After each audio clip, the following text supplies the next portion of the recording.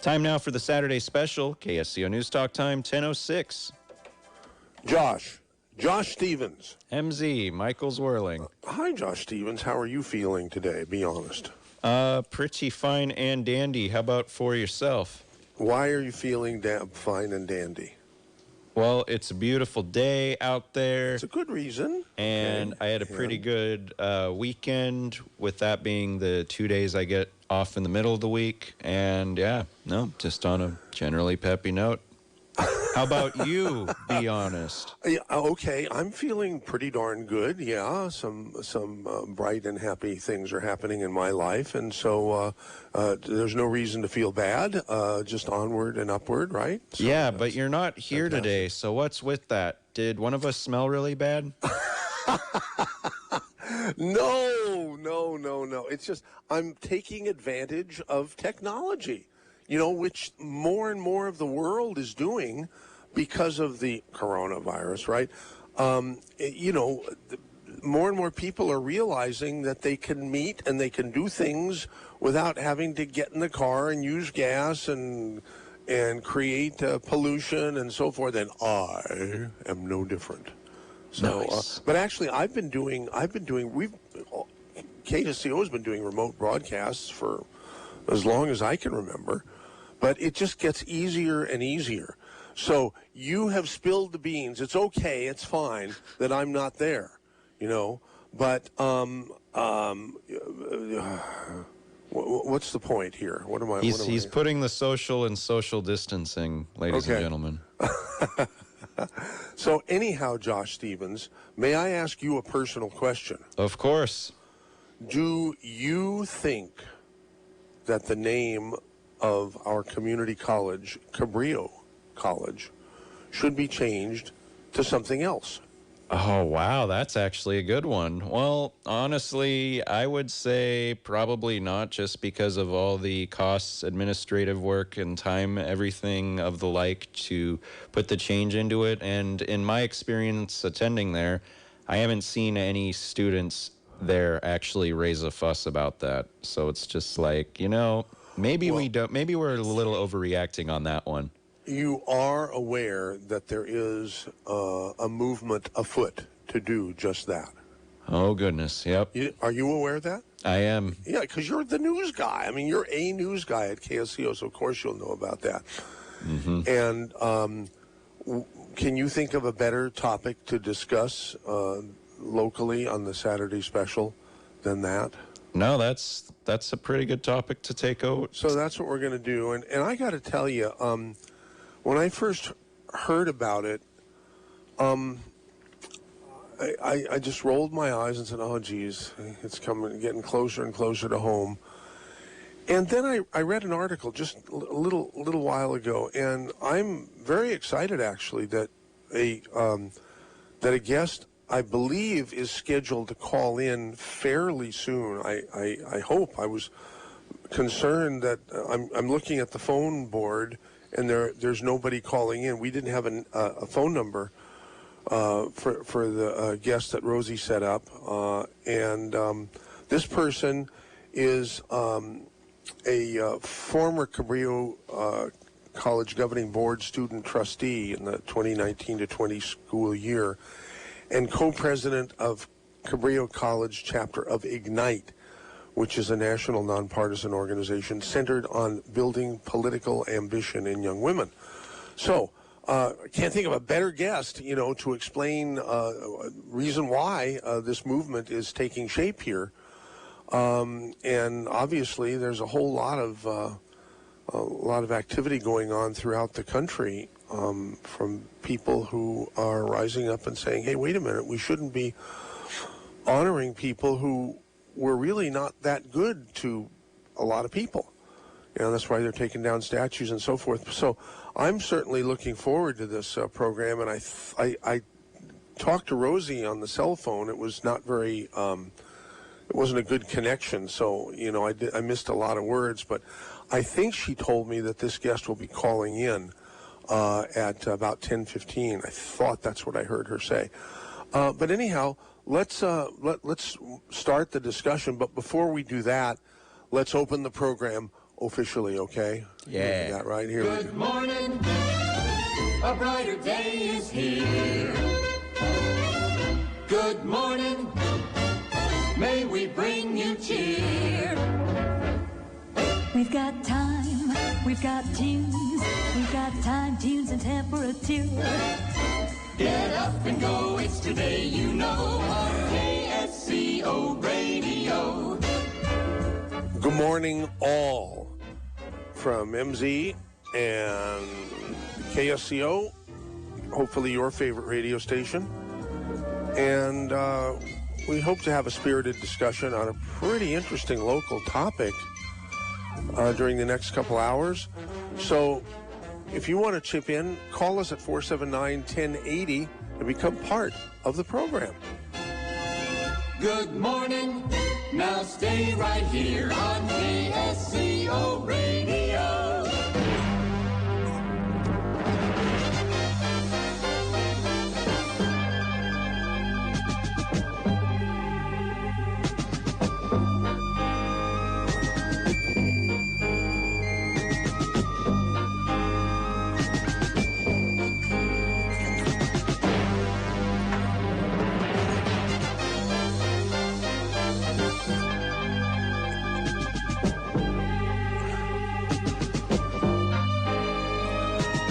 Anyhow, Rosie tells me that it's been a pretty hot topic around Santa Cruz lately in the last week or so, and that's what a lot of people want to talk about. Should Cabrillo College name be changed? And if so, why and to what? Let's just begin the discussion. What do you think? I have no information other than that's what is being proposed. And hopefully we will have people on the telephone in the not too distant few minutes to make the case. Okay, and I'm totally open-minded to hearing things. A lot of people, especially older people, are opposed to change of any kind. And but if there's a reason to do it, then maybe it should be done, right? So let's figure out what's going on. There's so much of that going on all over the country. There's just a new sensitivity. Oh, here we go. It looks like we do have the guest here. Let's put the guest on and lock in the call. I want to welcome Madison. Oh, I hope I don't Raash. I'll just give it to you. Yeah, you did. You got it actually. Oh, Madison thank Raash, God! yeah. It never happens. It hardly ever happens. But okay, and now I'll probably mispronounce it for the rest of the show. That's okay. Madison's totally fine. I don't need the last name in there. Okay. So Madison, I don't know if you heard I've already introduced you, not by name, but you are Okay. a former Cabrillo Governing Board student trustee, 29 to 2020, and co-president of the college chapter of Ignite, which is a national nonpartisan organization centered on building political ambition in young women. And so are you still affiliated with Cabrillo, or is that in your past now? Well, so, I mean, not necessarily. I still am involved with a lot of, student organizing stuff, and I'm in touch with a lot of the board members because I built really good, working relationships with a lot of them. So I don't consider myself detached from the college community. Right. But yeah, I'm no longer on the board, which just to explain for people that may not know what a student trustee does or even what the board does. So the board of the college, essentially, they're kind of the political arm of the college, and they're also one of the major decision makers of the college. If you go online and you look at the Cabrillo College, like the shared governance structure and how decisions are made at the college, at the very top of that structure is the Cabrillo College Governing Board. And the student trustee has a pretty interesting role. So I think there's 114 or 117 community colleges across California, and each of those community college districts has a board of trustees that acts as pretty much the major decision maker. Our college, I believe it's the same with all community colleges across the state. There's 7 members on the board. They're elected through district elections.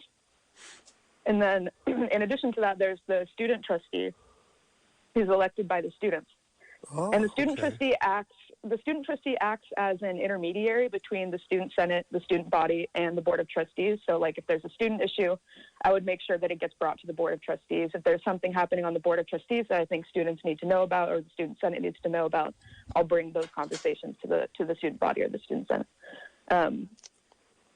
The student trustee doesn't, at the moment, this has been some advocacy that's been going on across the state, doesn't have a full vote on the board of trustees, but their vote does get counted in the minutes. And recently, as part of my term, one of the things that I advocated for was making it so that the student trustee at our local college could make and second motions and also received pay in exchange for the labor that they were providing to the board. We were one of the only few colleges to not provide some sort. I think it's just $250 a month. It's not, full-time pay or anything. We were one of the few community colleges to not do that, and we do that now. So, Ignite is, like you said, it's a nonpartisan organization centered around building political ambition in young women. At our chapter, what we focused on, me and my co-president, Cheyenne, I don't know if she's listening to this, but hi, Cheyenne. She and I focused on Cheyenne.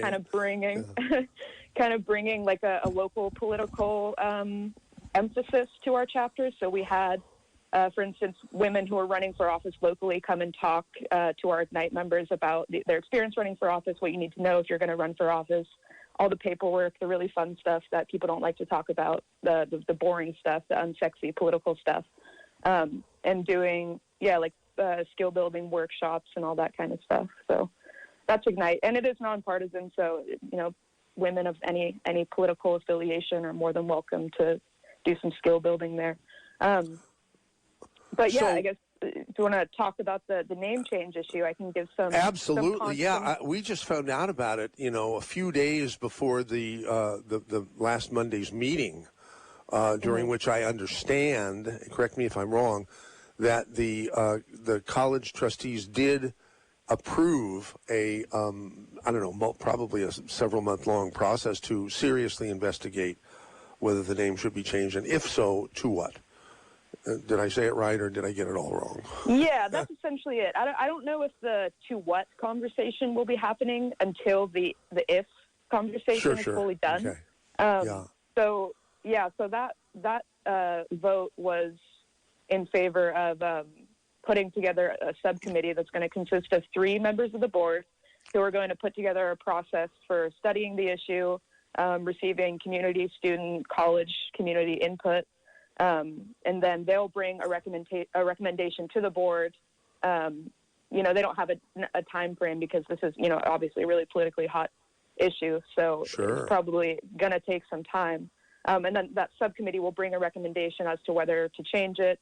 A potential new name could be involved in what the subcommittee brings to the board. I highly doubt it. And then the board will be voting on that. So, right. Yeah, this is a way to start the conversation, I think. And it's going to be a democratic process, but ultimately, I can give my opinion as much as I want. Everybody can give their opinion and input as much as they want, but ultimately it will be a decision by the elected members of the board. I see. Okay. So what do you think should happen? What would you personally like to see? Well, I don't know if you heard my public comments or some of the other things I'm doing around this issue. I'm sorry, yes, I haven't. That's okay.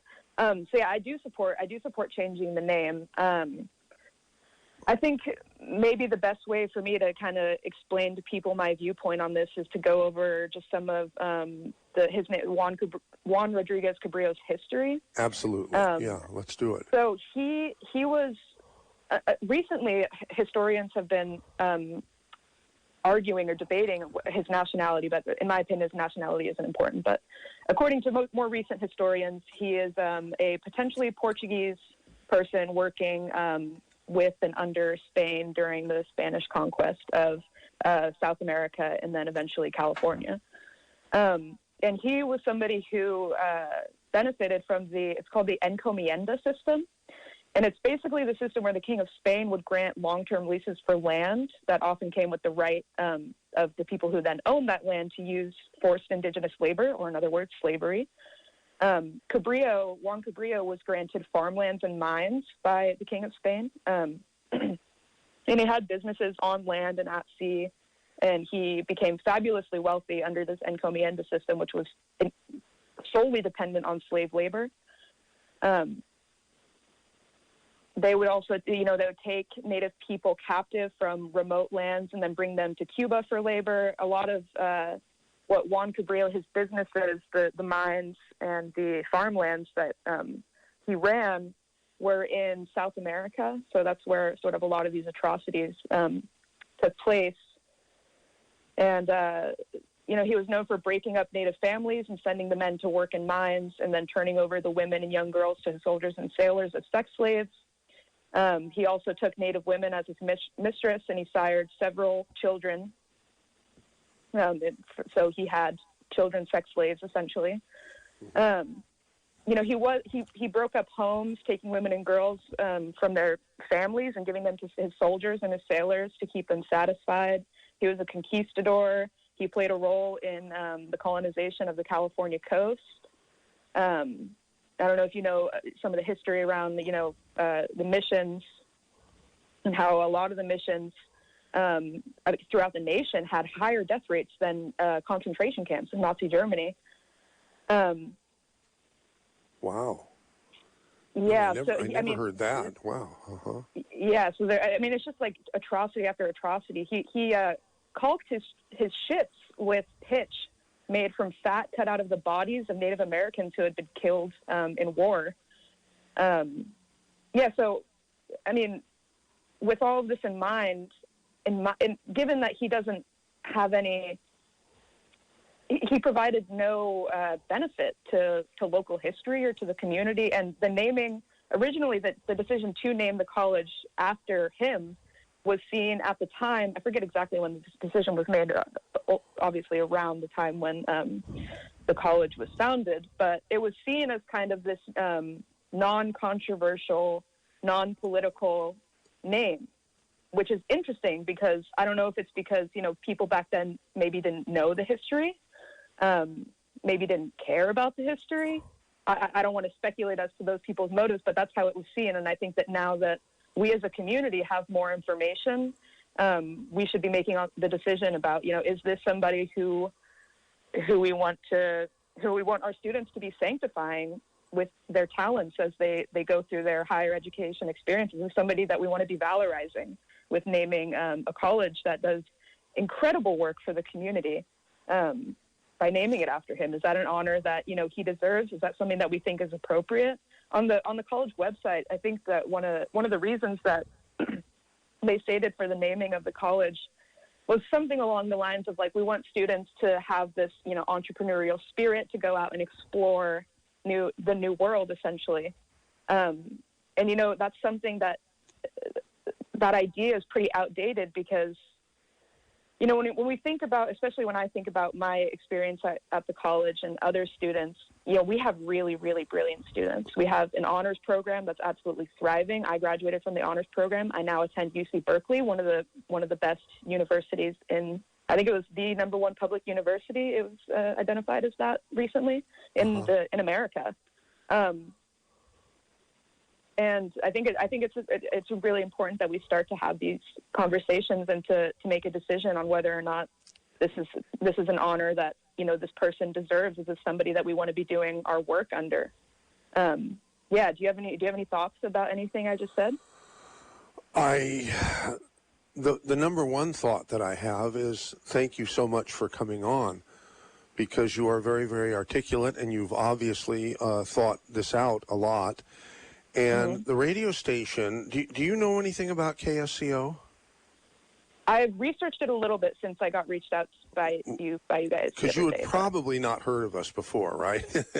I'm making assumptions that I shouldn't make, but I just am, because talk radio is not something that younger people, and I don't know your age, but I believe you're you're a way younger person than I am. I am. Talk radio is something that appeals to older people. Our demographics I think skew that was one of the older. reasons. That was one of the reasons that I thought it could be so helpful to come on here, because, you know, especially in like the Facebook group chats or the Facebook groups and stuff, I saw particularly a lot of older people. I mean, I don't want to make assumptions about how people are feeling about this, but, you know, a lot of people that were upset about the prospects of members of the community deciding to start pursuing this change. Mm-hmm. So I think that having, you know, an open dialogue with those people and allowing them, giving them the tools to understand the history and then make a more informed decision. And if they still, you know, think differently, that's okay. But so bringing that conversation to places like this. Yeah, go ahead. Let me continue what you answering the question that you asked me about how do you feel about it, about the prospect of a name change. And my answer was, I'm very, very thankful that you have decided to come on the radio station to talk about it. Because this radio station, though it is based in Santa Cruz, a place that's pretty, I hate labels, but I mean, we are what we are. I mean, the world sees us as a pretty liberal community, right? And the people who run the community are, in fact, politically more to the left than, I mean, I don't like to make blanket statements, but I think it's a true blanket statement that I just made. We are perceived as a conservative radio station in a liberal town, okay? And that's always hurt me, because I've had the station going on 30 years. I can't believe it. This next January 31st will be our 30th anniversary of I and my family purchasing KSCO in 1991. And I always wanted KSCO to be a forum for people to discuss ideas, and a community where people can, a community forum where people can easily attend. You know, like we're finding out that people don't have to commute to work anymore these days with the pandemic. And we're finding out that, you know, you don't have to worry about parking and might as well use technology. Well, KSCO and talk radio, if you think about it, is really the original social media, you know. I mean, but younger people say talk radio, what's that? Radio, what's that? I mean, when I got into this business, if you were under 30, no one knew what the AM radio band is. If they listened to radio at all, they listened on FM, right? And now, if you're under 30, no one's even heard of FM radio. It's all online and digital, right? You know, through the internet and through smartphones and stuff. But I got to tell you that it's the saddest thing about the last 30 years of running this station is the sadness of it not being the community forum that it's become more of a place for conservative people to bitch and piss and moan, you know? And I want it. That's why I'm so thrilled to have you on the radio. And I'm not blowing smoke. I mean, it sounds like I am, but I'm not. I just feel wonderful, because this is one of the few opportunities where a guest who probably is, and I'm not going to allow it, by the way. If anybody is going to call in and be rude or say, why do you give this person time or anything like that, they're going to get it from me, you know. So I can take it. Okay, clearly, clearly you can't. So anyhow, I don't have a feeling one way or another about the name change. Maybe at the before Rosie, I asked Rosie on Wednesday. I said, "Do you have any ideas for what we should do on the Saturday special?" And she said, boss, we really need to do the Cabrillo College name change because that's what people want to talk about these days. I said, well, great. Get a guest in favor. I'm sure we can get plenty of people opposed to it, right? So anyhow, here you are. And I hope I answered your question in a satisfactory way because that's from my heart. Yeah. So from what I heard, you don't have a strong opinion. Right. I don't. I mean, I when I first heard about it, I rolled my eyes and I didn't even have a strong opinion then, except it would cost a ton of money, to change the name. And I went to Cabrillo. I don't know, when I was a senior in high school. I took a course. I learned how to type. My mother and I went to Cabrillo, went to a typing class together way back when, and we both learned how to type. And I thought it was wonderful. That's the only class, and I've attended many. We used to do the Santa Cruz County Apple Computer User Group meetings at Cabrillo. I was the president of that group back in the early 1980s, and I have nothing but high thoughts about Cabrillo, and I think you do too. But you raise a very interesting question about should a person have the honor of being honored by having his name attached to an organization where people would automatically think this is a great person all around, and maybe the guy wasn't so great. So that's all. We're just having a discussion, and we already have a couple of callers here, but I want you to be able to sort of present your case to the full extent. And maybe you have. Do you think we should take some calls now, or do you have some other No, I'd love to address some of the cost concerns that people have brought up. Okay, do you want to do that now, or should we take some calls? Yeah, I should probably do that first, just so that people go for it. Have all the information. Yeah. So one of the really important things to consider is that the college was already in the process of undergoing a logo redesign. So the font, the original font that the college is written in, the Cabrillo College, it's a handwritten font. And I don't know if you've seen it on the signs, yeah, the way that it's written absolutely, out. Yeah, I like it. So the college had already decided and was already undergoing a process to change the logo design, so it would no longer be in that handwritten font. So what goes along with that is, a lot of the signage would be changed, a lot of the stationery would be changed, the website design. So all of these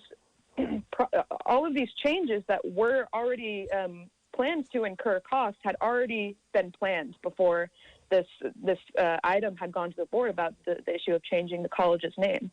So not necessarily all of the costs, but a good amount of the costs had already been accounted for because of all of the changes that would have needed to happen, because the literal lettering in the name was about to change. Right. So and that's another reason for timing.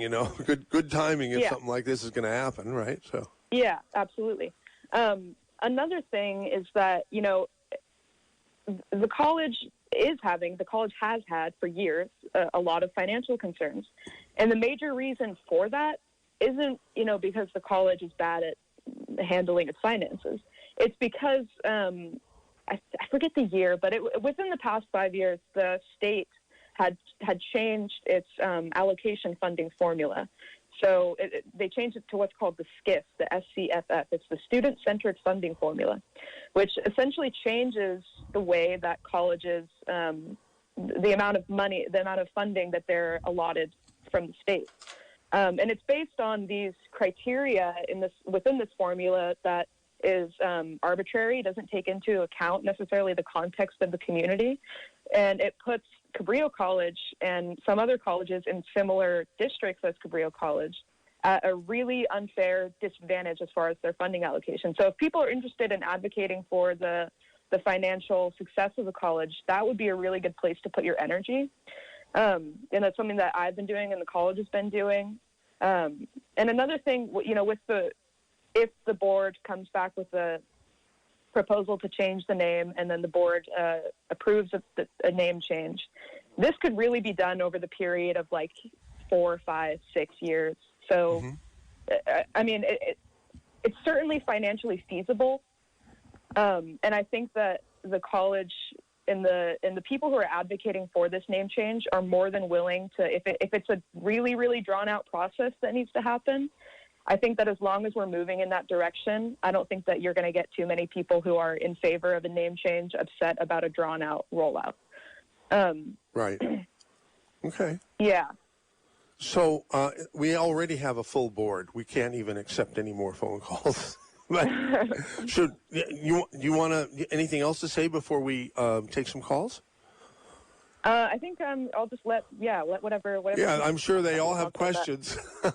Yeah. Okay, great. Well, let's take our first caller, and that would be Manny in Watsonville. Hey, Manny, you're on KSCO with MZ in Madison. Hi, Michael. Good morning. Thank you very much for providing this platform and discussion. It's very valuable, I think. Thanks. My point would be to look at this overall. First of all, a lifelong resident of the Pajaro Valley, attended Cabrillo College before I went on to my higher level of education, created a great foundation. And it's not so much the name that I take issue with on this, and I do really suggest people call their representative on the Cabrillo College board, along with Kristen Favos, the director of marketing, to weigh in on this. The point being is that in addition to the financial strain this is going to cause, because no matter what people think, it is going to take money to change a name. In fact, I teach at the college level now. Cabrillo is a part of that consortium. And so I know there's a lot of extra costs, but the real important thing is that this is going to take away valuable time from people that need to focus on other things like student education, materials, and other things in regards to changing this whole thing. And then my other point is at what point is this going to stop? Locally here in Watsonville, we currently have a movement. It's just a movement suggestion to remove the George Washington Monument. You know, where does it end? We had a city council member years ago, back in I think 2018, not too long ago, that resigned from the city council because it was alleged he was involved in inappropriate conduct with women. Do we remove his name from Highway 129 that was named after him? That would be Oscar Rios. Oscar Rios, correct. And then, you know, our own namesake, Watson, Judge Watson, he had a questionable past. Do we go to the extent now and change the city's name? I mean, where does this end? Again, I think there's so much going on, so much strain on our community and all the leaders that this is just yet another thing. Again, it's a valuable discussion. It's a great history lesson. And I think if we leave it at that and respect that, teach our communities and especially our younger generations that, you know, to the extent that we don't repeat this kind of behavior, I think that's more reasonable. Do you have a response, Madison, while Manny is still on the line? I think so. I wrote down a few things as Manny was talking. I'll try to address a few of them. Well, one thing that I've been hearing that you kind of echoed is this idea of at what point will this stop? And to that I say, well, democracy never really stops. So if sometime in the future the community decides democratically and with proper engagement and proper processes that something else needs to change, that's not something that can be stopped. And you know, changing other names, people have brought up, you know, should we change the name of Watsonville, as Manny brought up? You know, I don't necessarily have an opinion on that, and that's not within the jurisdiction of the college. So I think that focusing in on this board and this board's decision and the history of the college in particular and the namesake of the college is probably the best way to have this conversation, I think. And one thing you mentioned too, Kristen Favos, she actually doesn't have control over this decision, so I would advise people that it wouldn't be helpful to them to reach out to her. And you brought up the idea of like people wasting valuable time when they could be focusing on other things. I mean, I don't necessarily disagree completely, but the bulk of the time that goes into this decision making will be taken on by the board, which is their job as, you know, you're elected officials. So they'll be taking on most of the labor and the time associated with this decision. Yeah, I'm sorry. I tried to take notes, but it was going quick. I'm not sure if I addressed everything that you mentioned. Yeah, no, I again, it's just to the point where, it goes beyond even our local naming of the college, Cabrillo. I mean, Cabrillo is across the state and other areas too. My point being is that, again, we're just so overburdened right now with everything going on. This is just yet another thing. And I've been around long enough to know, for 56 years, to see issues come and go. I've been involved in local government, and I've seen issues, and it's, again, not lessening the importance of this issue. It's just that I've also seen interest be at a peak, especially right now nationally, but then it drops off. And I'm not saying it's going to drop off. You very well may get enough support to change the name. However, a lot of these things sometimes come and go. And this time is so valuable for our leaders, especially the leaders at Cabrillo, that I'll go back to, Kristen Fabos is someone people can contact, along with the board of directors representatives. They can contact them at 831-479-6158. They can get the representative's name, weigh in on this, please, email them. And like you said, this is democracy. We all have a valuable opinion of this. Hey, Manny, thank you so much. And thank you, Madison. Thank you, Michael. Let's take our next caller. That would be Charlie in Scotts Valley. Hey, Charlie, you're on with Madison and MZ, and the whole KSCO audience can hear you. Well, hi, Michael. I just tuned in. Your guest there, is she a resident of Santa Cruz? Well, why don't you ask her, because you're talking to her instead of asking. Yeah. Are you a resident here? I just moved out of the county about 2 weeks ago to attend university, but my family is still based there. We have a home there. So, yes. Oh, but you personally don't own a house here, do you? No. Okay, well, here's the deal. I do. I've also went through Cabrillo. It's a fine organization. And my biggest concern is the wiping out of our history, whether it's good or bad. And to me, when you talk about democracy, that's not... Can I ask a question? So how do you see Cabrillo, Juan Rodriguez Cabrillo, how do you see him as relating to our local history? First and foremost, I'm getting into the financial aspects of it, because when I have to pay my property tax, I'm paying for all the loans that Cabrillo has already put out there already. Okay? Yeah, and but those bonds... Excuse me. All right. I'm talking. Those bonds I am paying for. Tell her not to interrupt you. Okay, and I want to complete my sentence, and then you can ask me a question. Now, I'm also a graduate of Cabrillo College as well as San Jose State. I also served this country with distinction in the military. The thing about this is that you're making like it's such a small change, and it's not, because basically what you're telling me is that whether this person was good or bad in the past, there's a reason why they named that college after him. It wasn't out of, I pulled it out of the air and just named it that. Okay? America has a great, rich history of good and bad, and it needs to be taught. Now, this discussion about changing the name may seem like it's small, but it isn't. One, I have to pay for it, okay, because the board isn't going to pay for it. I am, okay, and I already work hard enough as it is. Okay, I have to support my family, and now I'm not working at all. Okay, so you're making like this is a big deal or a small deal, and I disagree with the whole thing. Okay, are you finished, Charlie? Because I don't want anybody to interrupt anybody else. It's a pretty hot topic, and there's a natural tendency for people to interrupt each other. So let's see if we. What I'm getting at is, they're pushing this like it's no big deal and it's over a period of time. Well, I'm already dealing with a lot more over a period of time from Cabrillo College. Gotcha. Okay, Madison, your response to Charlie, because you wanted to say something. I think I just kind of wanted to address things as they came up, because there was kind of a lot there. One thing I wanted to say is that the bond dollars. I think that there's 2 bonds now that are showing up on people's property taxes from I forget the years, but there are 2 on there. So no money associated with those bond dollars will go towards this project. Those bond dollars, they've already been itemized as to what exactly they can be spent on. So they can't be spent on things without what the voters voted on with regards to those particular bonds.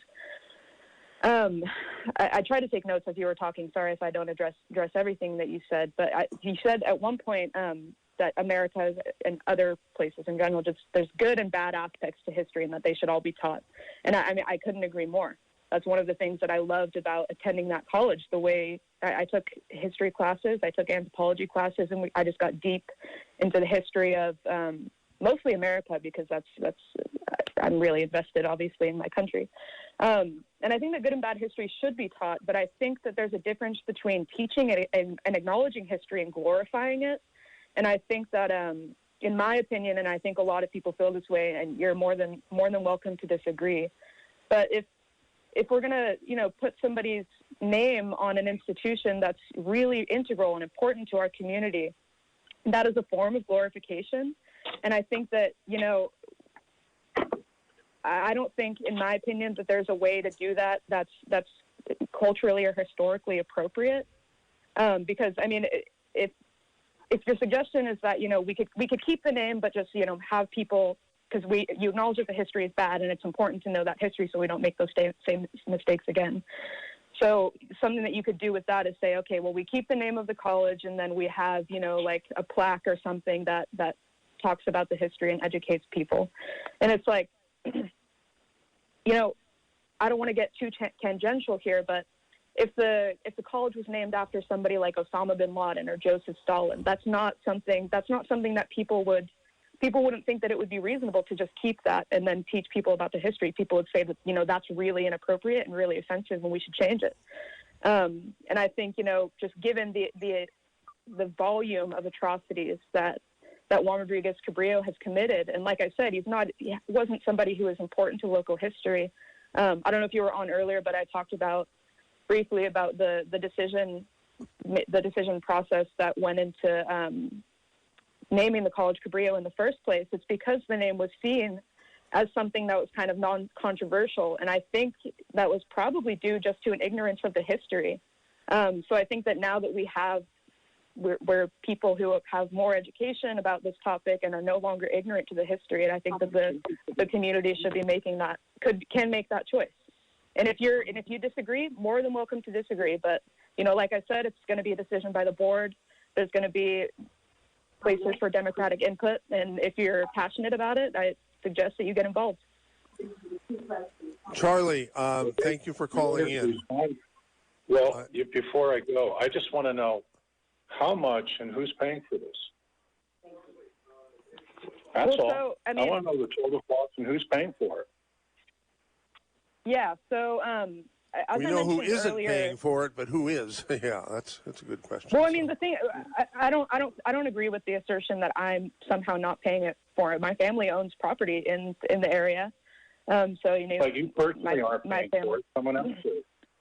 I pay taxes. I pay taxes in the region, and I paid tuition while I went. I'm still paying off some of my tuition. So the idea that I don't have any sort of financial interest in this, it's not based in fact. I mean, you could say that there's a difference in the amount, just but paying taxes and property taxes. I'm sorry, you're breaking up a little bit. Huge difference. That's we know a lot. So a lot of our funding doesn't necessarily come from property taxes. A lot of our funding comes from the state allocation. So it's state tax dollars that the majority of our funding comes from, and the property taxes that are through those bonds that you see on your property taxes at the end of the year, those bonds are for specific projects. So they're not just for the general running of the college. There are some colleges that do that, community colleges that do that, so that the bond dollars are just for general operation costs, but that's not the case at Cabrillo. Charlie, thanks for calling 479-1080. That opens up his line, so it's a good time to sneak in if you want to call. Next caller is Colonel Terry. Apparently you agree with the lady if she has evidence, yes? Good morning, MZ, Hi. and good morning. Miss, your name, please? Madison. Miss Madison. also benefited from attending Cabrillo College's summers here, coming home, and I'm grateful to it, as many are. And it's a great institution for the county, component of our county. Mm-hmm. I first didn't agree with you at all, thinking, fine, this is just, left-wing extreme nomenclature reactions and so on. Hearing that you have evidence that Senor Cabrillo was not such a good guy and did engage in wrongful things that civilization shouldn't recognize and honor, I come to agree with you. However, do you truly have evidence of the allegations you make against Senor Cabrillo? And if so, I'm in favor of changing the name to Santa Cruz County Community College. How's that? Well, I hear you.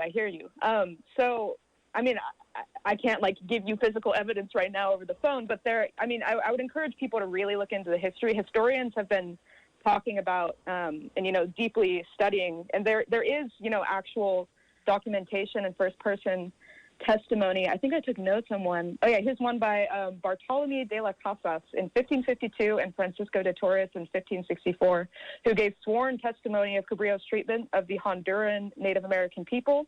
De las Casas said of Cabrillo, quote, "He broke up homes, taking the women and girls and giving them to the soldiers and sailors in order to keep them satisfied and bring them to his fleet." So he used sex slaves to Honduran. Young girls. That's supposedly happened in Honduran.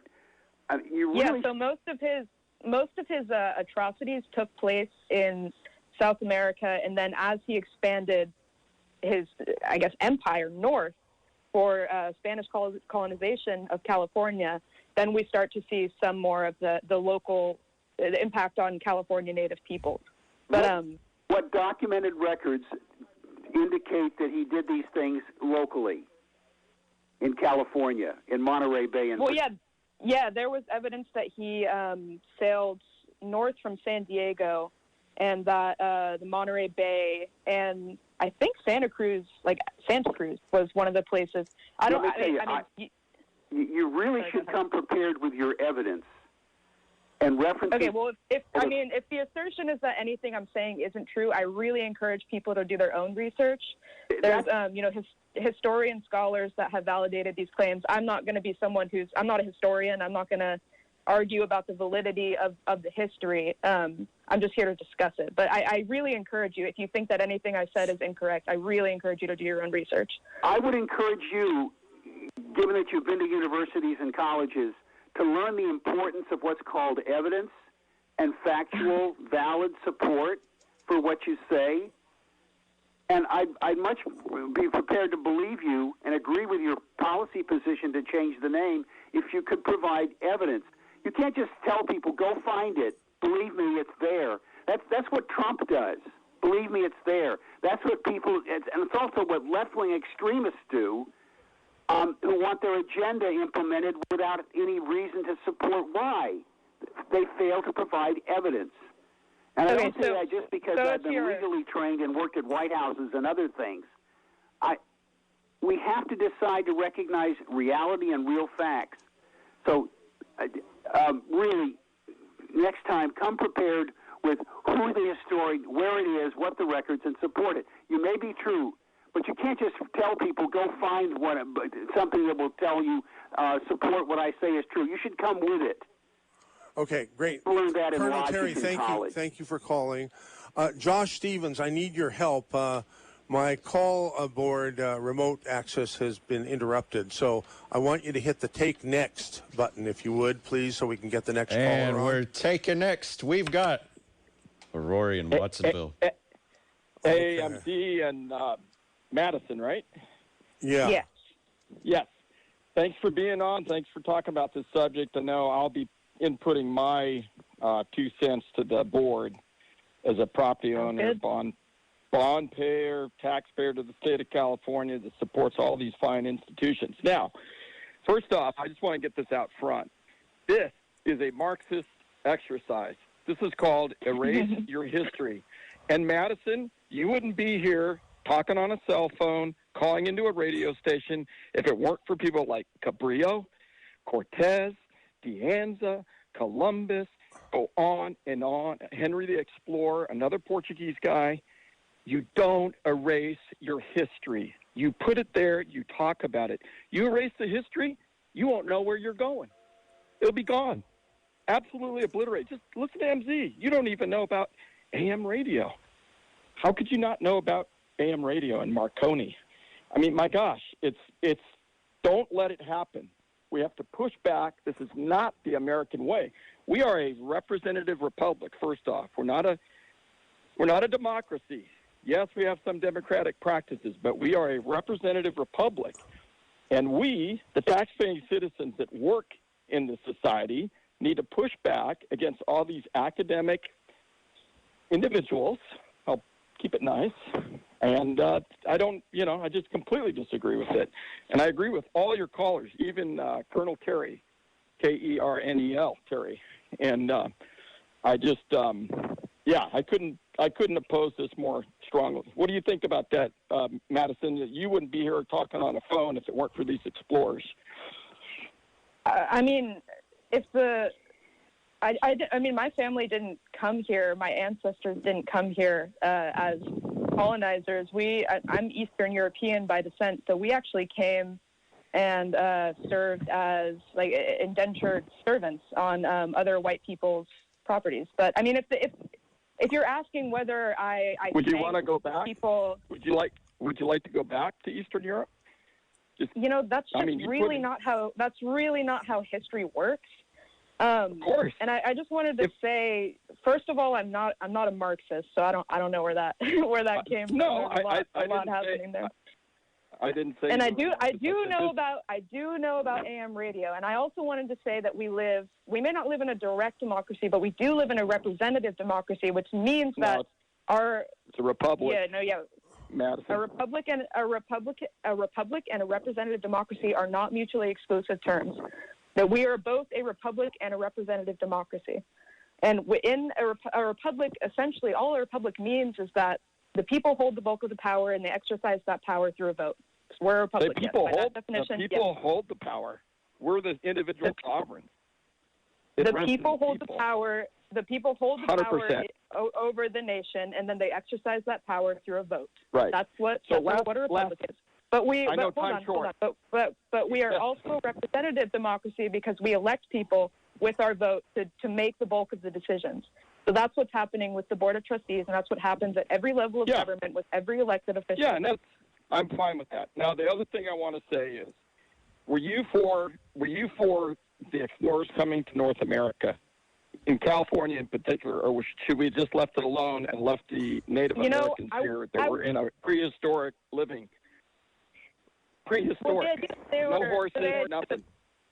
Okay, so the idea that they were in a prehistoric, we actually took the governmental system of federalism is something that we took from the Iroquois Nation. It wasn't something that Europeans came up with, that our founding. Oh, that's baloney. It's not. Absolute I'm very well versed in the history. All right, Lori, it's Iroquois starting to sound like Fox News Channel here. People are talking over themselves, to each other, and I'm not doing a very good job of being a host. But I'm going to try to get better at that for next hour, which will happen here pretty quick. There's 10 seconds left to this hour. I want to thank everybody. We've got a full hour ahead of us. Causing delays in that area. Highway 101 southbound, you're going to be set back by about 6 minutes. And that is spanning from the 129 interchange until about San Juan Road.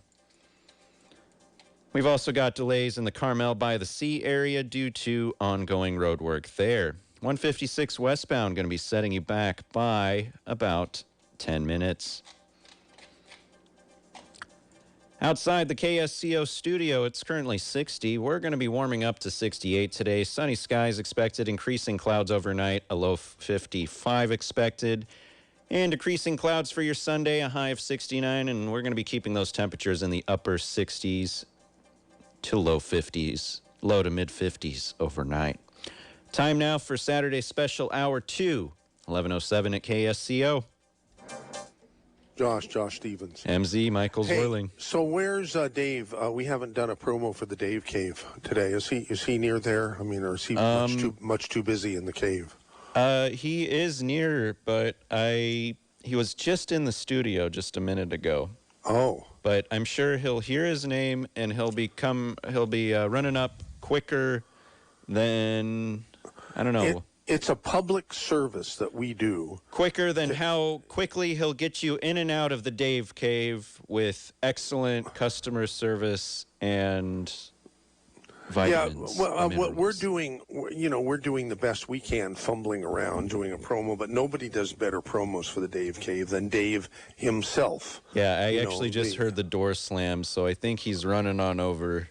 Uh-huh. Yeah. Okay, yeah, we should, hopefully, if that's true, we'll be able to hear from him before we officially open hour number 2. Yeah, I think he heard us talking smack about him, so he's running in here to come and correct me.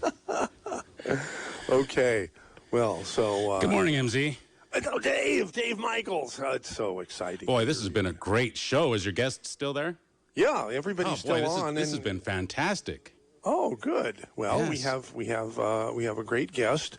And we have the typical intelligent people. Madison may not know that here at KSCO, we do not allow stupid people to listen. And some of them do squeak through sometimes, though. Well, yeah, but if we find out, there's hell to pay.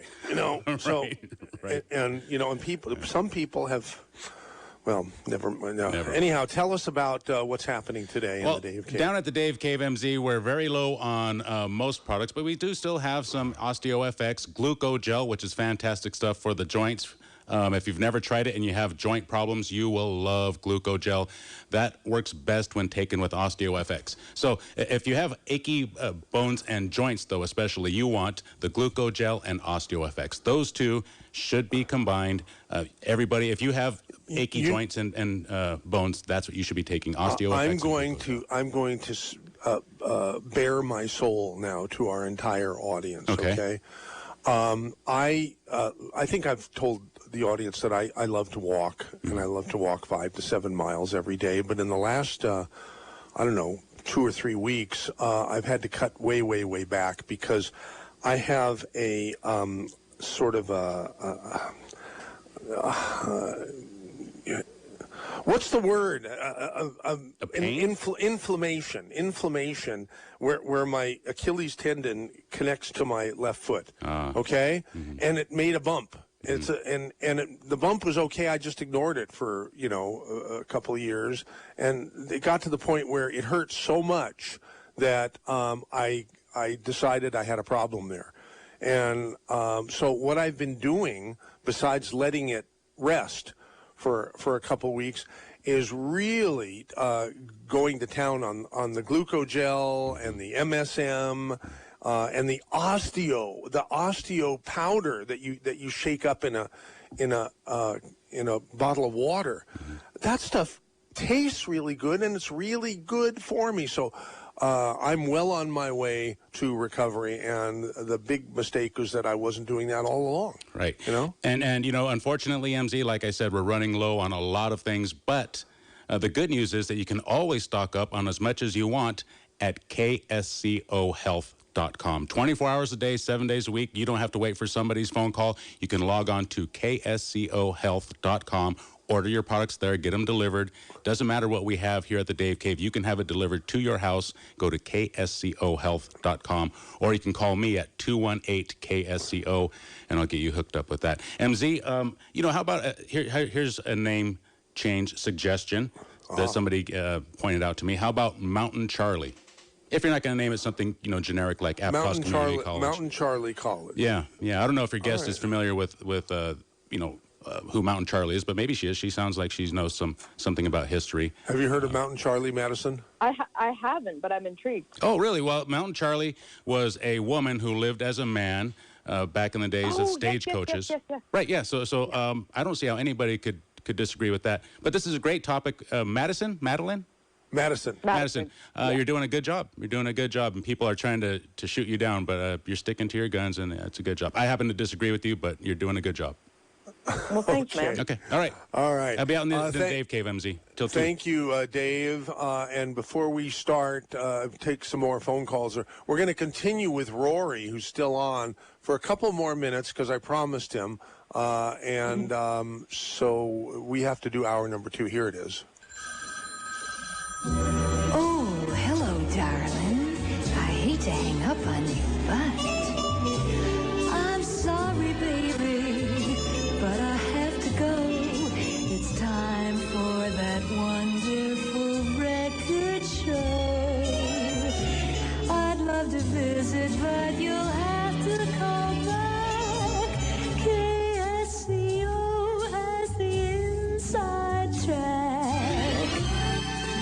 You can still participate in the program by sending an email to mz@ksco.com, as Kathy the Troll and Andy Carcello has done. I'm sorry, baby, but I really gotta go to KSCO Radio. Bye. Okay. So I've promoted the emails, so I'm gonna read them. Okay. Kathy the Troll says, "Stop letting these people control us. Unfortunately, I missed the program until I heard this woman talking about why they should change the name of Cabrillo. If they're stupid enough to believe what she feels so deeply harmful to our community, then they need to get a life. Find a real problem to work on. I'm so fed up with all of this horrible takeover and destruction. Cabrillo hasn't harmed anyone for 500 years. Oh, my God. Can't she find some atrocities that are more recent?" And that's from Kathy. And Andy, he says, "Hi, MZ. Hard getting a line in. Would like to talk a bit about the real history of Santa Cruz. The Cabrillo stuff seems like more KKK nonsense to me. Keep in mind my family played a part in the real history of Santa Cruz." Okay, Andy, if you're always dialing 479-1080, you might get lucky and slip in, right when someone else, drops off the phone. We have a bunch of phone lines here, and they're all jammed now, but the best way to get in is just keep calling. Okay, let's see. Rory, you wanted to continue your diatribe for a couple minutes here? No, it's a good dialogue. And well, I think it's great. And when we were on hold, when we were on hold during the break, you guys had a nice spirited discussion, with each other. We became friends. Yes. Yeah, Madison, you're a bright young lady. I wish you all the best in the future. I do want to throw a couple things out historically. The Carib Indians in the Caribbean, which the Caribbean gets its name from, were cannibals. They enslaved other tribes. They ate them. When Cortez arrived in what is present-day Mexico, he forbade human sacrifice amongst all the tribes he came across. He brought them Christianity and taught them that you're made in God's image and likeness. Were they perfect? No. But they stopped the practice of human sacrifice in present-day Mexico. So my whole point about this thing is we wouldn't be here today talking on KSCO radio. There wouldn't be an MZ. There wouldn't be a Madison from Eastern European heritage. There wouldn't be Rory in Watsonville from same Norwegian, Irish, Italian. We wouldn't be here if it weren't for these explorers. If it was still North America without any European set foot, it would still be about 500,000 prehistoric people untouched by civilization. And I'm not for going back to that. We honor those people. I went to school in Southern California with a guy at a Catholic high school. His mom was a full-blooded San Gabrielino Indian, and he was a sharp guy. He was tall, looked like he was a North American Indian, and we all got along. There was no problem. There were tribes in the California mission system that never came to Christianity. They stayed with their ways, and that's fine. They were not forced. Some came, some didn't. So I encourage people, look into history like Madison's talking about. For California history, and specific the mission times, the Bellefontaine Press out of Santa Barbara, I don't even know if they're in existence anymore, but their stuff's in the library. Bellefontaine Press has a lot of good, accurate period pieces that don't mask the truth about what happened. So I'm for moving forward, but I'm not for erasing the past, because when you erase the past, you're more likely to repeat the mistakes. And that's my final comment. I'm curious to what you have to say. And then, you know what? I'll take it off the air. Madison, all the best to you in your studies and your future. Take care. Okay, Thanks, man. there goes Rory. Okay, that line is open. Oh, no, it's not anymore. Boy, this is a hot show. Go ahead and answer, Rory. I'll just quickly address a few of the things that Rory mentioned. This assertion that I or anybody else wants to erase history, that's profoundly not the case. My whole goal in this, the whole thing that motivates me, is honoring and acknowledging history. I also wanted to address this idea that Native peoples before Europeans came and colonized their communities, that they were somehow prehistoric. Prehistoric, by the way, just means before written history. It has nothing to do with how civilized or uncivilized a society was. These native societies had really complex subsistence systems. And they had, schools. They had really complex forms of government that actually inspired a lot of what we now use as our forms of government. For instance, I mentioned federalism actually originated with the Iroquois nation, and I think it was Jackson, one of the founding fathers. There's documentation of him having direct correspondence with members of, I think it's the Mohawk, a Mohawk native tribe. In particular, there was a Mohawk chief that he had documented correspondence with, where they talked about principles of federalism in a governmental structure.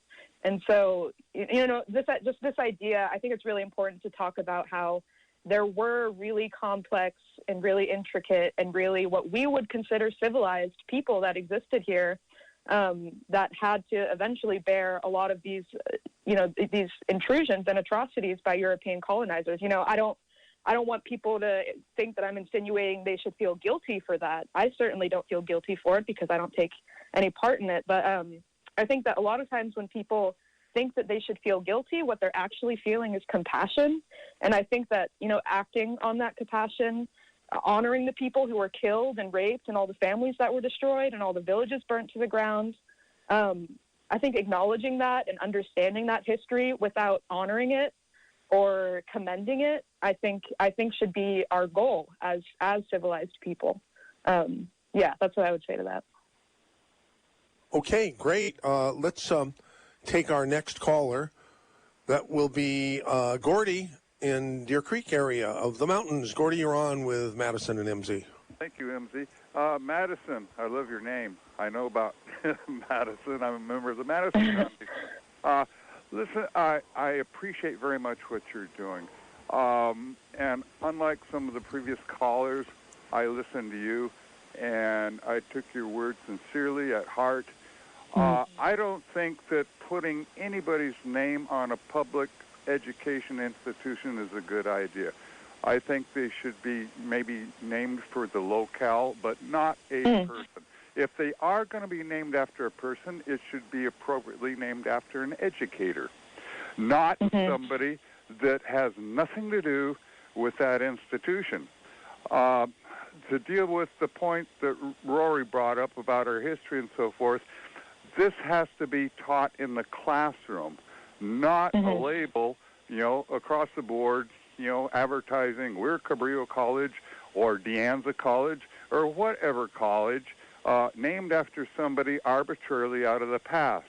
I took offense as a child because they renamed the school that I went to as an elementary school that was named after the location, and then they changed it as somebody they drug out of the past that had a Spanish name, just to put a Spanish name on there. And nobody knew who that person was.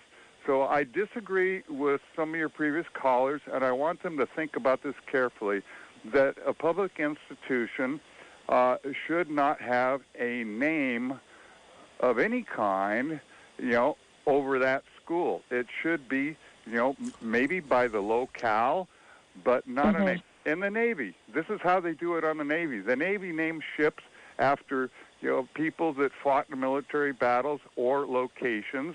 I was, a sailor on a ship called the Frontier, and there were other ships so similarly named. And even today, the Navy names their ships after people that were in, military service at sea or by location. And that works, okay? So I do appreciate what you're doing. I do caution you, though, not to get wrapped up in the hoopla on the Berkeley campus especially, and get carried away, that this is a broader cause than it is. But I do think that it is the correct thing to do, that we do need to fix some of these little things in our past that have built up into such a, has gotten out of control. in Salinas. I lived there as a child, and I've seen name changes going on there where they're honoring, people like Pancho Villa or some of the other names that I can't bring to mind at the time now.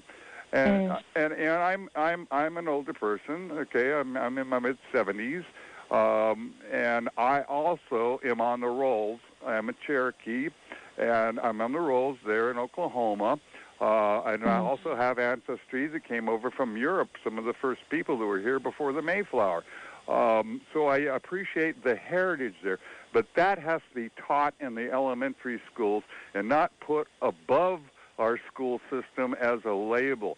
Get that history in the classroom, and what you've pointed out to me, which I already knew, but you've emphasized this, the lack of education that's going on at the elementary school level, where our history and our heritage needs to be taught there, and we don't have those classes anymore. In most of the elementary schools, they're off on either the techno stuff or they're off on some cause, and they're not teaching the history, the factual history, which you seem to know very well. You brought up the mention of the Iroquois Indians. I'm familiar with them. I'm familiar with the Algonquins. I'm familiar with Sequoyah, who was an educator. Sequoyah taught how to speak between, the Native Americans and the Europeans. He created an alphabet. So we have a place name for him called Sequoyah National Park.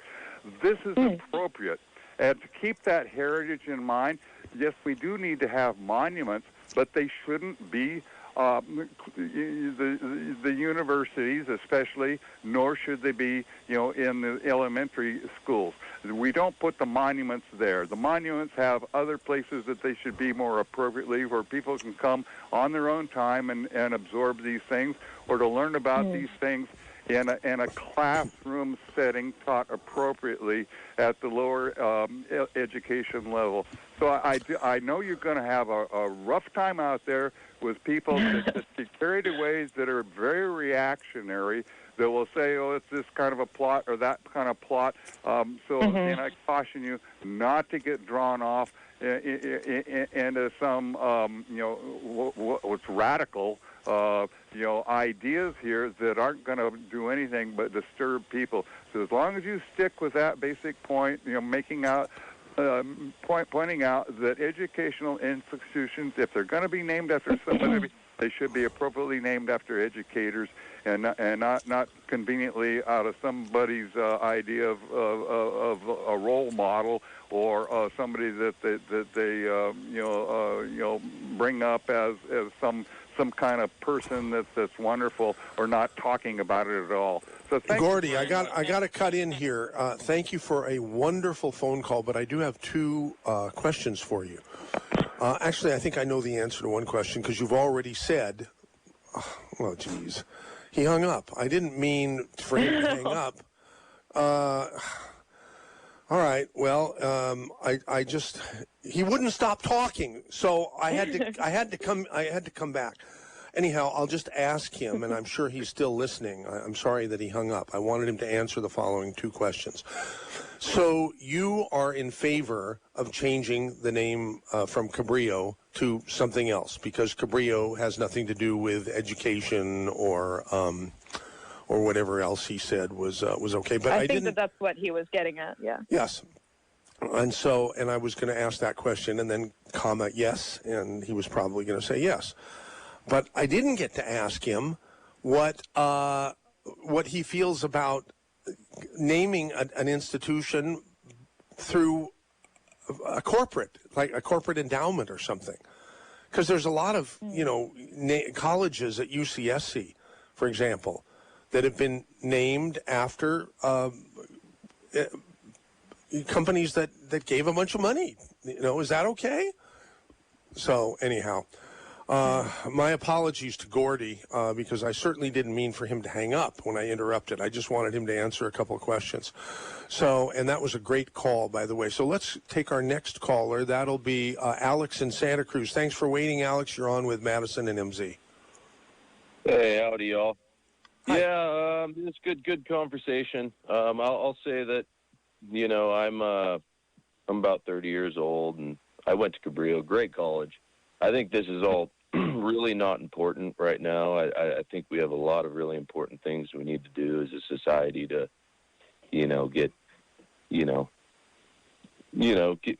keep our society together. But I was wondering the caller Madison honoring and acknowledging history, and plus the last caller. I'm wondering. So they say honoring and acknowledging history, and so wouldn't since Native people that were raped and killed and enslaved, I think it's important that we remember Cabrillo, because I don't know. A quick question to the caller. Are you familiar with Lenin in Russia that tore down all the churches and stuff and statues? And then I don't know if you've read 1984, George Orwell. Is that to me? Yeah, I'm familiar with that the practice of George Orwell destroying history in that way.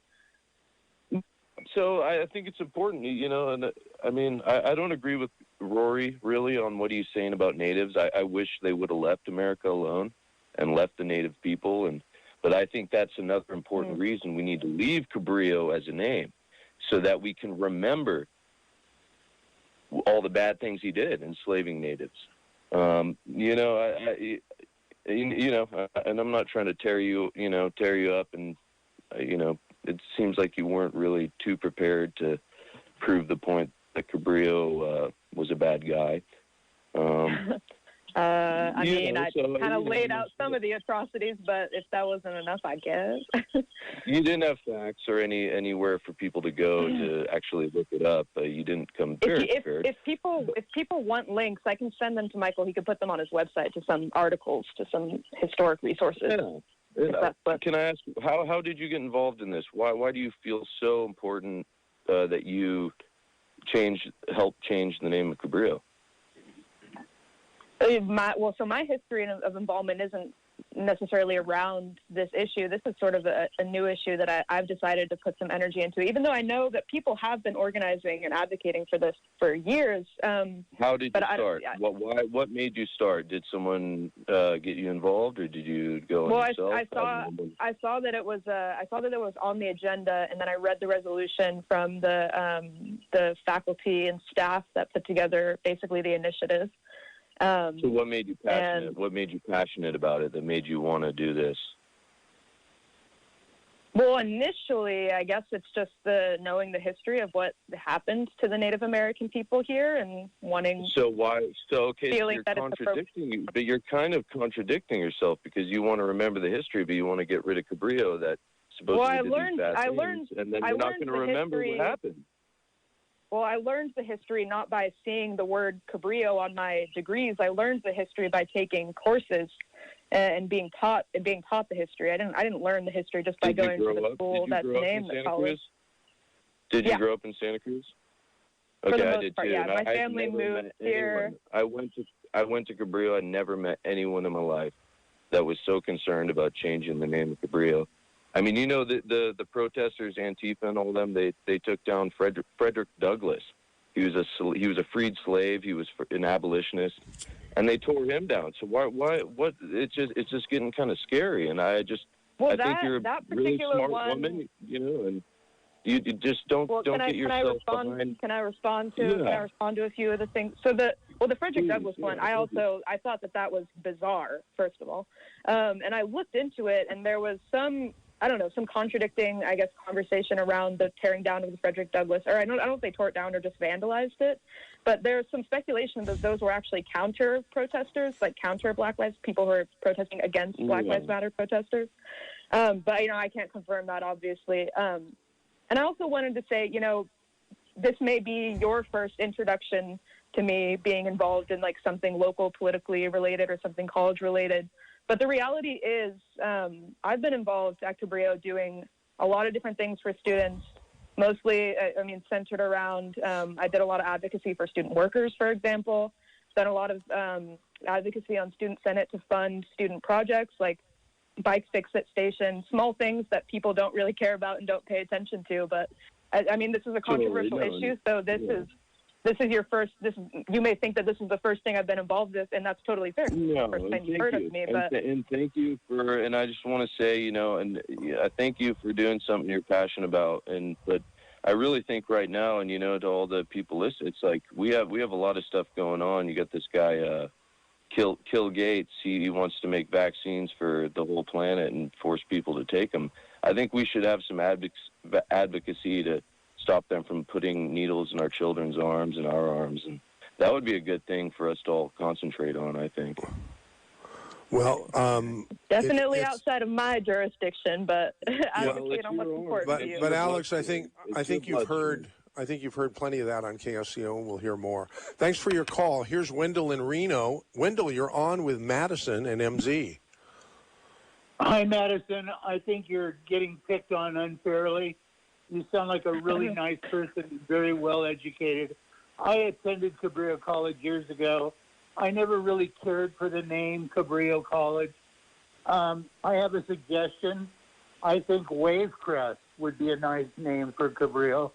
It doesn't involve any person or history. It's more about the natural surroundings. Cabrillo is in a very beautiful location, close to the ocean. And Wavecrest sounds to me kind of futuristic too. So I would like that as a name choice. But I think that you've had a lot of feedback from a lot of the older people in the community of Santa Cruz County, and a lot of them are anti-student, and a lot of them are kind of jealous of people with college educations, and they have harbored this sentiment ever since I was very young, because they resent UCSC, and they don't like the fact that the students could come and vote, et cetera, et cetera.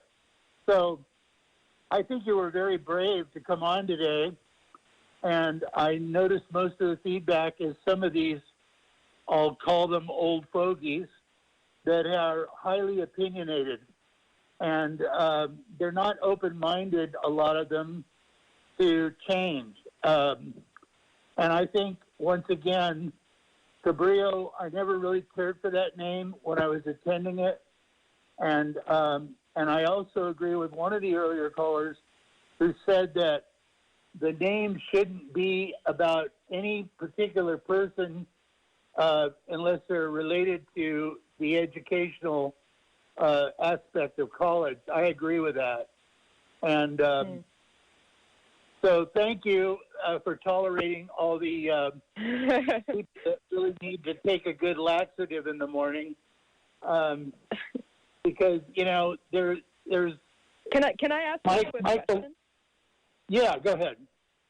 Well, first of all, thanks. And I just want to let everybody know, anybody that's worried about me, I promise you I can handle contentious political debate.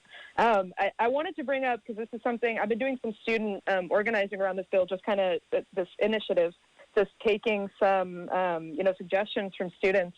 And I was taking suggestions on, name suggestions, if the college were to decide to change the name, like what's a suggestion that you have.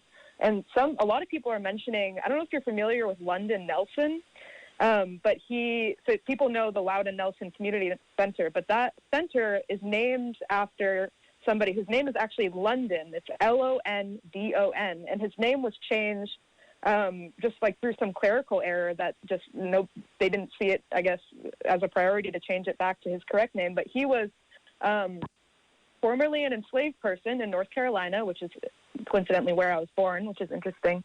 And the person who owned him moved west, brought London with him, and that eventually resulted in London Nelson's liberation. And before London died, so he had like a farm and a small bit. I think he lived by the post office, by the river in Santa Cruz, and he accumulated some wealth on his own and some property over the course of his life. And before he died, he put in his will that he wanted to donate his what's now the Loudon Nelson Community Center. He wanted to donate it, and when he died, he did donate it to the Santa Cruz County school system, quote, for the purpose of educating future generations, end quote. What would you think about that? That was where I went to kindergarten, actually, when it was called Laurel School. Yeah. Mm-hmm. Yeah, and I mean, this isn't necessarily the name that people are advocating for, but I mean, he is somebody who's related to local education. He donated to Santa Cruz County schools. The caller, what do you think about that name? Well, I am familiar with that, and I do know some of that history. So to answer your question, I am aware of that. But no, I'd like to get away from names in general. I don't think people names are real great. I went to Sierra College, the junior college in Rockland, and I went to the Sierra Nevada College up at Lake Tahoe. And once again, my personal preference would be something involving the natural surroundings, the location, the physical location of the college. And I think Wavecrest, once again, would be a nice name because, for one thing, it's not going to evoke anybody's prejudices about so-and-so or their history or whatever. And also, we have these beautiful waves. We have the ocean.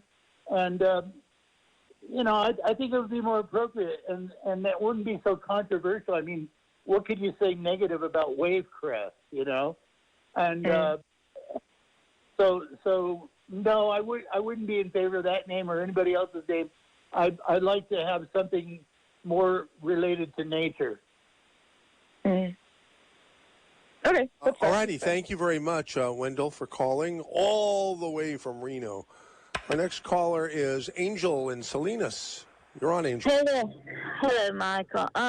Wow.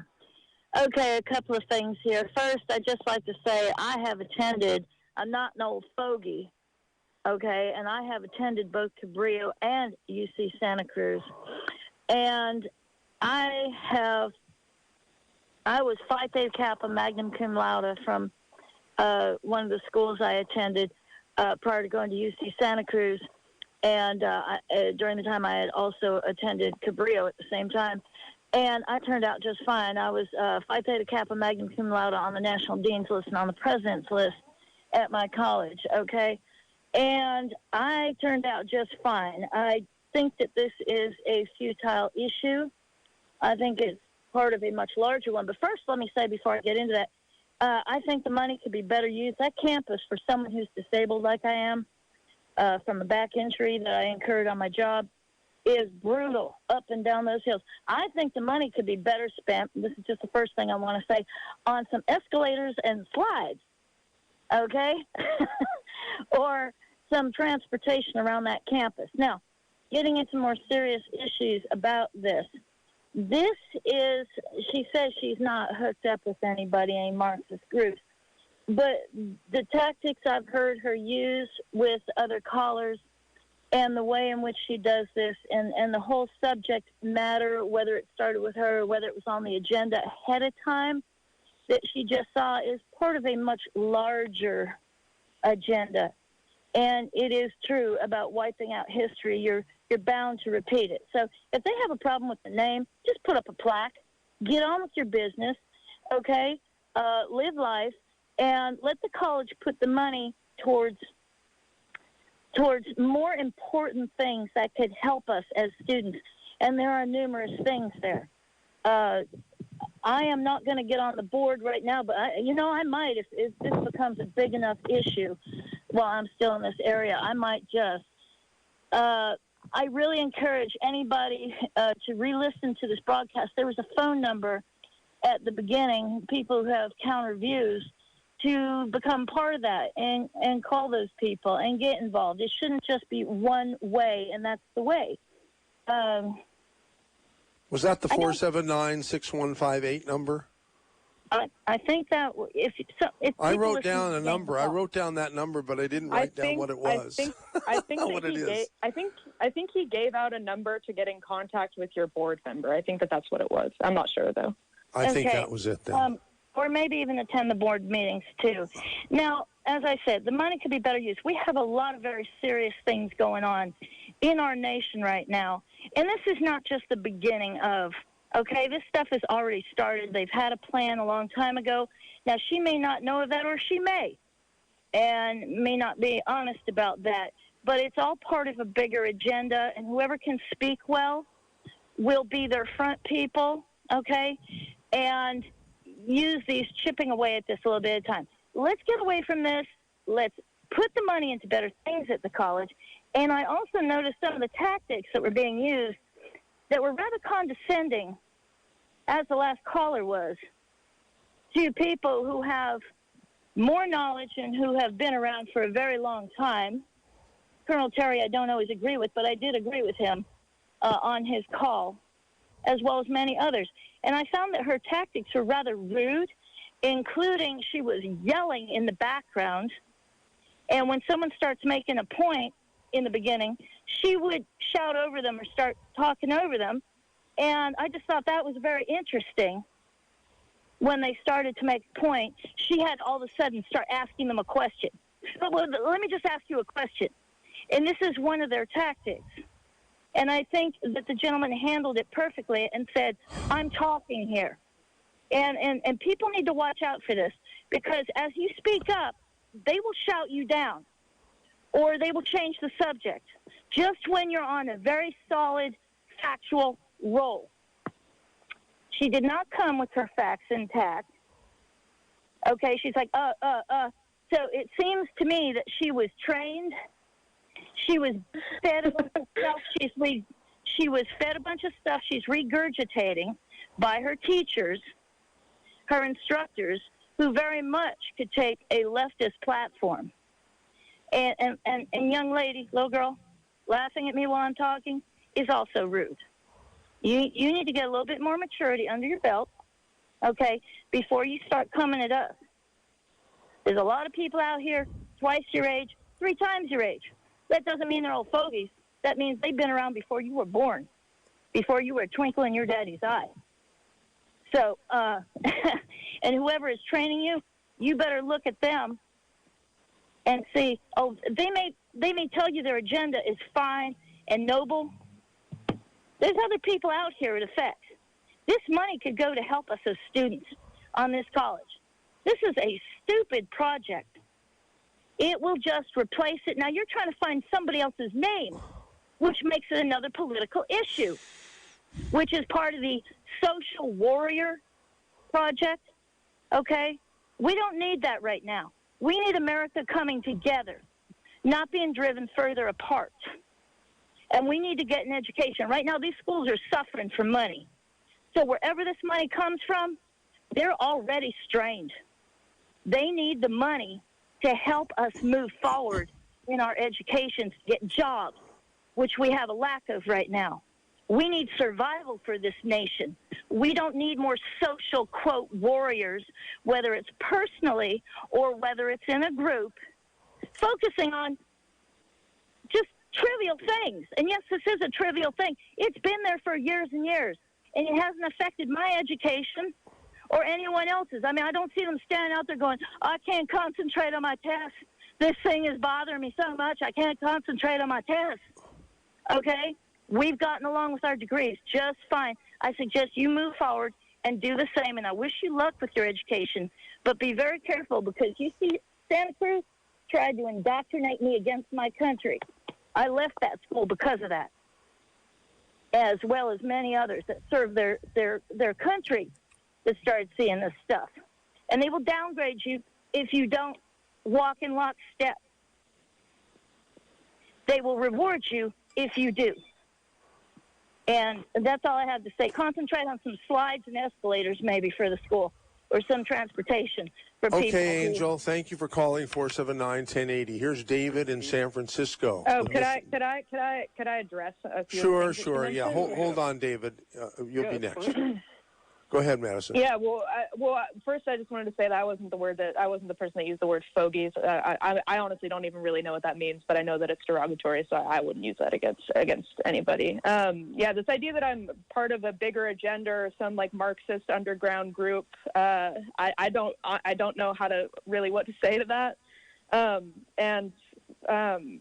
You know, this idea that it's these leftists, quote unquote leftists, which, you know, there's assumptions there about my political beliefs, that they're the ones that are, you know, controlling the conversation or like perpetuating this agenda in these backdoor rooms. It's just really not the case. And I really do encourage people to get involved with the subcommittee, because it's going to be a democratic process, and everybody has the right to have, especially your board member whose district, who represents your district, you should get involved with that person. And I would also tell people that a lot of them are up for re-election.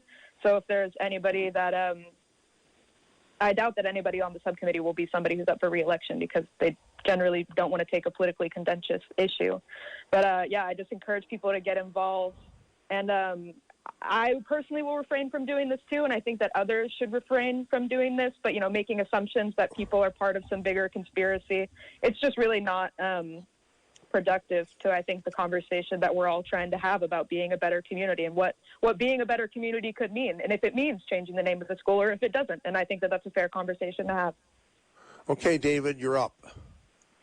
Oh, well, thanks. Yeah, I used to know a woman down there in Aptos who studied the missions extensively, and if you go to each of the missions, you know, these people that are trying to protect the missions and protect the heritage kind of crap, all you have to do is look in if they were really here to save the souls of the Indians, where is the Indian graveyard? It's not. It doesn't exist. They were dumped in piles, in bodies. It was just an insult to death, the way that the Indians were worked as slaves and then just tossed out the back door when they died. There is no Indian graveyard. There is no, loyalty to the Christianity of the saved souls of the Indians. Such utter crap. They were just tossed in deep bodies in pits in the back after they worked them like slaves. So this whole Sarah business, and I'm betting that good grief, Cabrillo, I'm guessing that he was chartered by the Spanish Queen also, or the church. You know, Columbus was an evil guy who was basically a coward.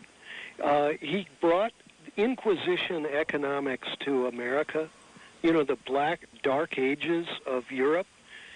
Christopher Columbus could have had the courage to steal the ship of the four ships. He could have stolen them from the Queen and just stayed here and had a great life.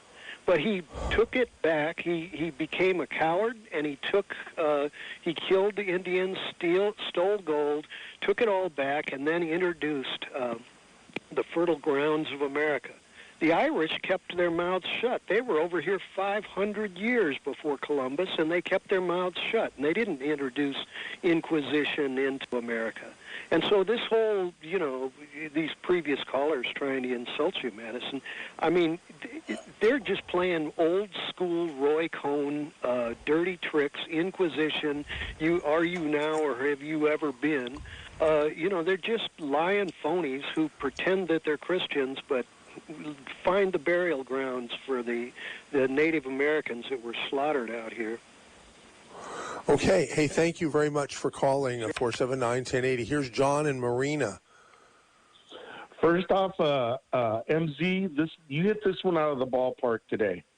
And I'd like to say to Madison, I'm one of those older gentlemen and served my country in the Marine Corps, and you make me proud. You're very articulate, and you're doing a good job. You represent the college students of America. That's going to be our future. First off, I'd like to say this assumption that if we change names or we remove statues of Confederates, that the history will be wiped out. That's completely nonsense. You know, we learn more about history as the nation gets older, as we progress. And we saw Cabrillo College, which I had no idea about him until this controversy started. And why should we have a college named after someone, even if it was done in El Salvador? Such a brutal person. I agree with maybe the callers a while back where we could name it after the area. You know, something less controversial. But changing the name, I think, is the right thing to do. And in changing the name, it will not be lost in history. That's all I have to say. And thank you, and a wonderful job. And thank you for calling 479-1080. Cosmic Joe Jordan says, Franklin, not Jackson, the founding father who the guest just mentioned, who was inspired by the Iroquois, was Franklin, not Jackson, as she said. Okay, there we go. Thank you. Whose name is Mud and was one of the very worst American leaders, in quotes, ever. Thanks if you can work in this little correction.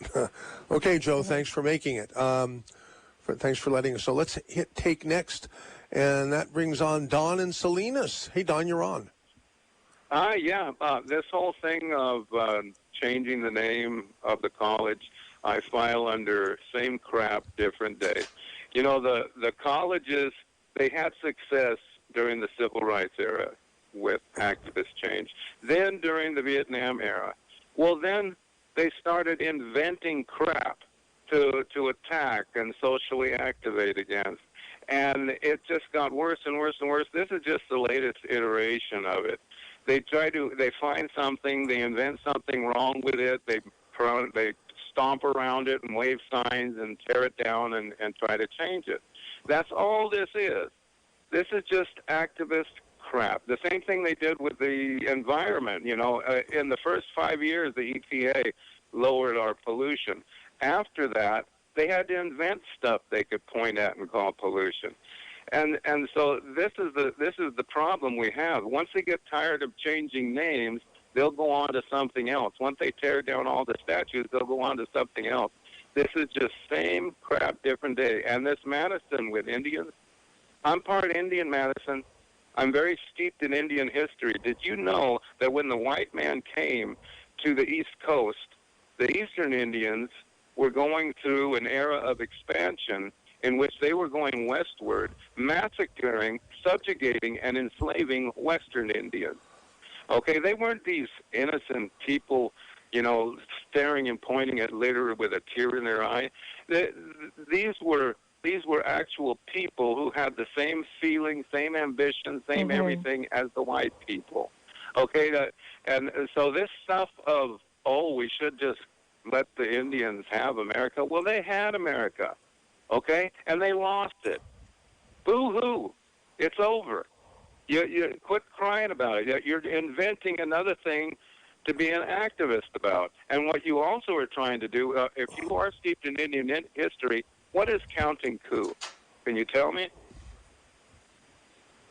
I'm not familiar with counting coup. What is counting coup? She said she's not familiar.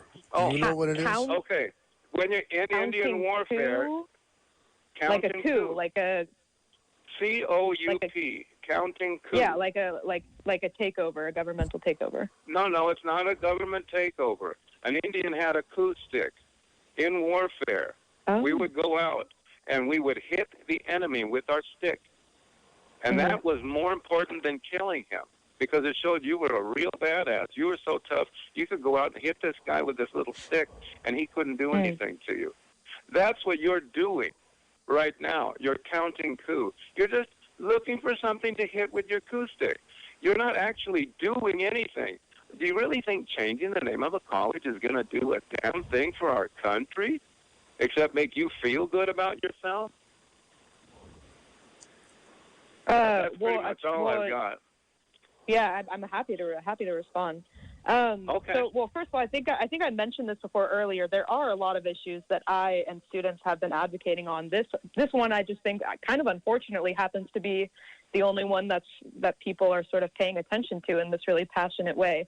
As far as what this change will do for our country, I don't think that that's necessarily the point, to change the country.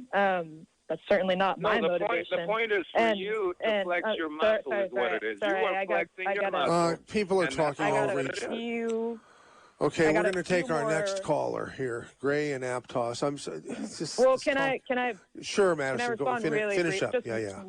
Just one sentence. The previous caller did mention, how some Native American tribes subjugated other Native American tribes, and obviously that is true and that is the case. But I think that that's kind of tangential, and it doesn't. Does that make what Juan Rodriguez Cabrillo did okay? That would be my question to that. And we don't honor Native Americans slaughtering other Native Americans, right? So we shouldn't honor Europeans slaughtering Native Americans. That's how I view it. People are welcome to disagree. Okay, Gray and Aptos, you're up. I get to follow the guy that's part Indian, huh? From India. Yeah, you got to hurry because there's like 4 minutes left of the program. Okay, I didn't like how people were treating you, Madison, like the one lady that called you little girl.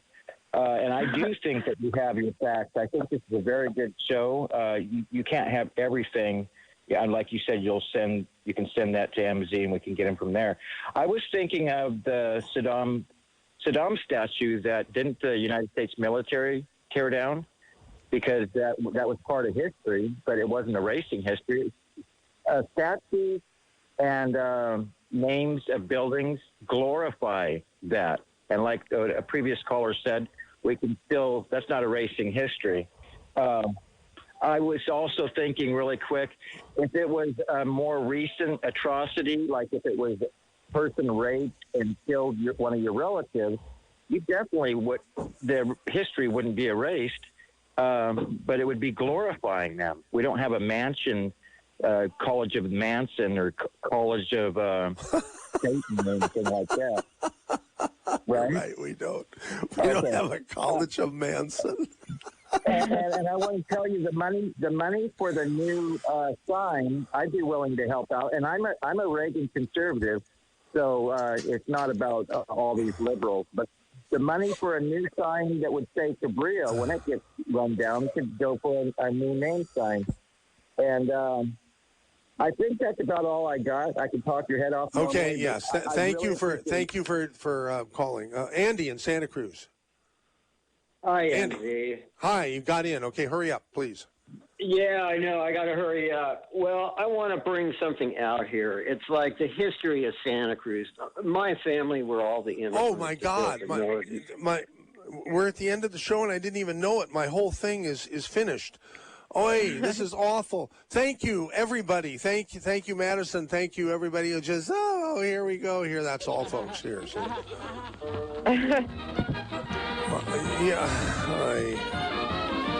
Okay, Larry David. That's all, folks. KSCO, Santa Cruz, Salinas, Monterey, San Jose. It is 12 noon, and my now it didn't hit the post right at all. Yeah, you've got about 10 seconds here. So are we still on? Yes, we're still on. Okay, well, thank you, everybody, and sorry, Tony and Prunedale. And but sorry, here Estelle. comes the news. Yeah, so...